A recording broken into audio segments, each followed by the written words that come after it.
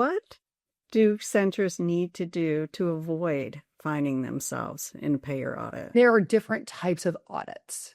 So the first type of audit that I'll talk about is something that we call a post-payment audit. Post-payment audits are a regular part of just basically doing business, and the payers have a right to do them. It's when they say periodically, hey guys, we want to take a look at your charts and just make sure that your documentation is lining up with what our expectations are. We expect everyone should get one of those from their local Blues, from Optum, and from Cigna at any given time.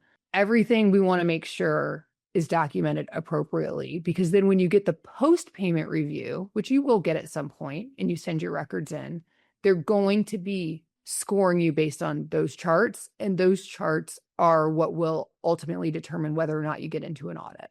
The second thing that I would say is make sure that you are in compliance with whatever your financial agreement program looks like through the patient registration process. As people admit into your treatment center, if you have a hardship opportunity, make sure you're having them file hardship forms, that you're collecting W-2 information to validate that they really are in financial hardship, so that you can discount the patient cost share in a compliant manner. The payers want to see, especially if you're in network, you have a requirement to ensure that you are doing your best to collect on patient cost share based on what the patient can afford.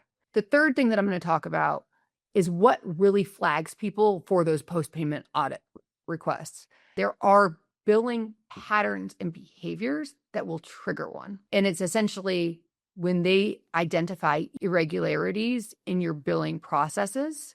Any type of change in volume, in coding, in billing cadence will be indications of fraud, waste, and abuse, and could trigger a post-payment audit, which will then ultimately they'll find a reason to turn it into a prepayment review.